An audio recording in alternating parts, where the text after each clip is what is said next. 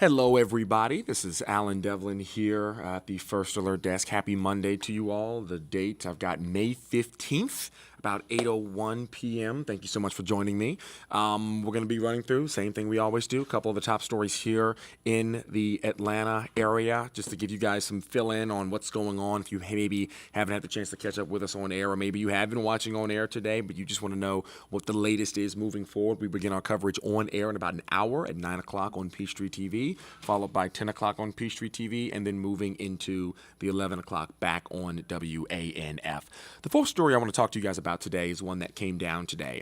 Fulton County District Attorney Fani Willis responded to Donald Trump, former President Donald Trump, involving their investigation into that alleged election interference back in 2020. So what you have here is Donald Trump basically asking the district attorney to recuse herself from this investigation, saying that she is involved in the investigation for political reasons. That's according to Trump. He's saying that she should not be involved in this because she's not doing it out of actual justice. She's doing it because she has supported Democrats who opposed Donald Trump and his allies in the past.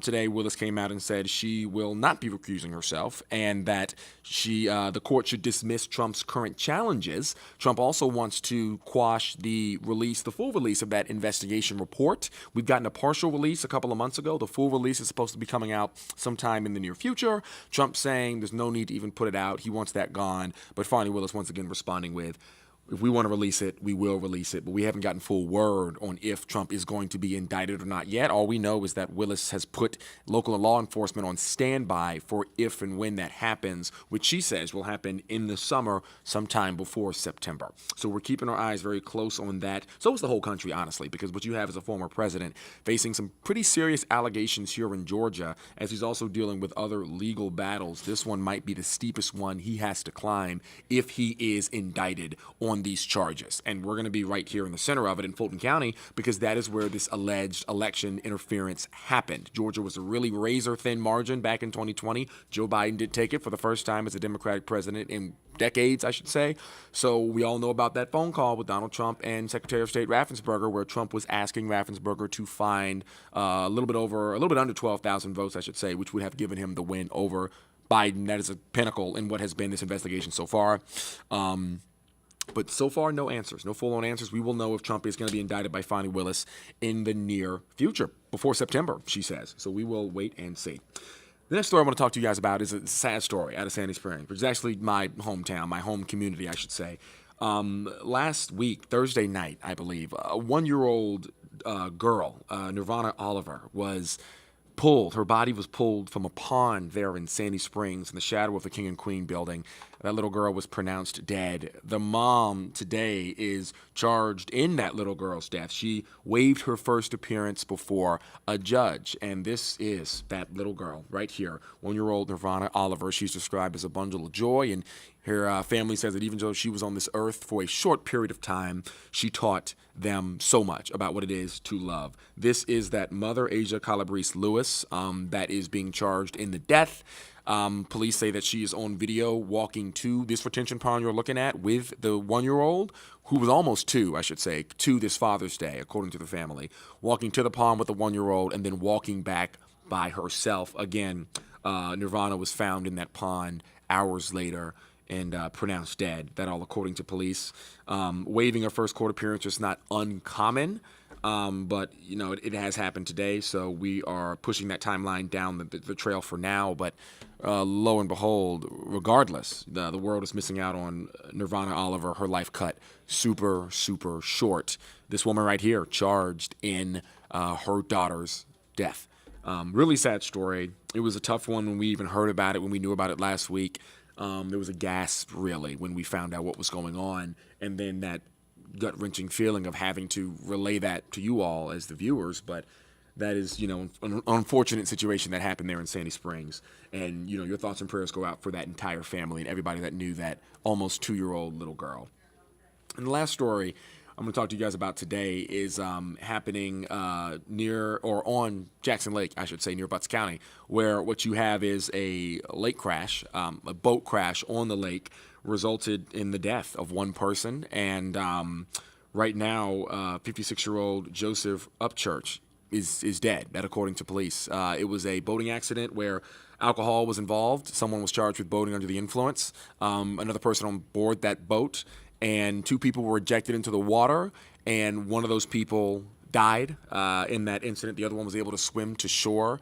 Now, what we have learned is that a deputy was injured in this boating accident, but we don't know the deputy's relation to, what he or she was doing on the boat, or how he was injured or she was injured or anything like that. But we just know a deputy was injured in this incident, and one man is dead. That, according to deputies on the Jackson Lake, it happened on Mother's Day evening, so just last evening. And there was a full recovery mission breaking this afternoon. We found that that man's body was pulled from the water, was recovered from the water, and now what you have is an entire family going right out of Mother's Day into planning a funeral, which is another really, really sad story.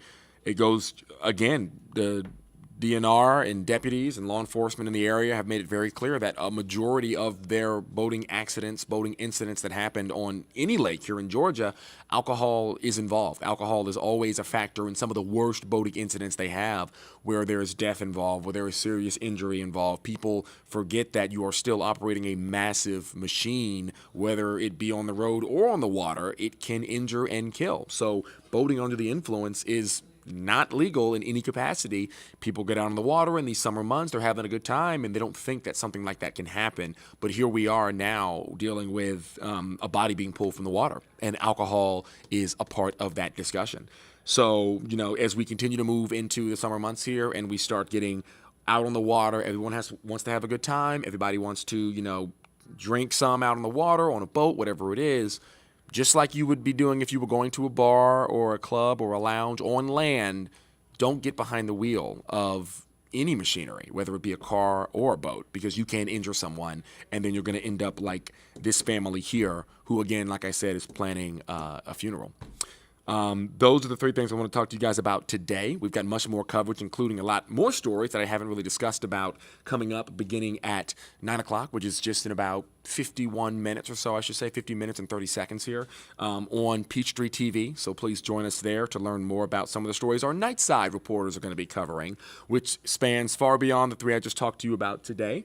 We're always doing our best to bring you that up-to-the-date coverage on everything that's happening all over Atlanta. And I thank you all for joining me here. Again, my name is Allen Devlin, and as you know, if you are a regular, this is the part where we turn it over and start talking about the weather. But I'll tell you what, I've got Patrick Pete to my side, and I don't have your weather punched up, but now I do, and we can look at it right there. Patrick Pete's about to take over because we are kind of in the midst of what's been a weird, interesting, up and down spotty showers all over the place, right, Patrick? Yes, sir. Unfortunately, that's happening right now. Showers and storms are firing up across parts of North Georgia, and that's going to continue to be the case for the next few hours. And then as we head into the day tomorrow, we're expecting more rain, more storms, and more coverage, and some of them to be on the strong to severe side. So for that reason, we have a first alert that's in effect for Tuesday, mainly the afternoon and evening hours, because that's when the rain's going to start to move in and those storms are going to start to fire off.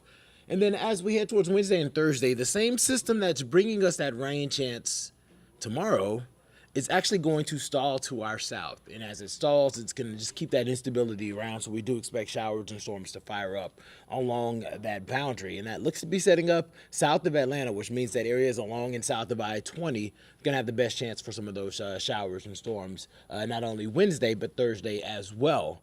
Friday's looking lower rain chances. It's looking a little bit drier. We have a 20% chance of showers, but you can see that there's not a whole lot of moisture there.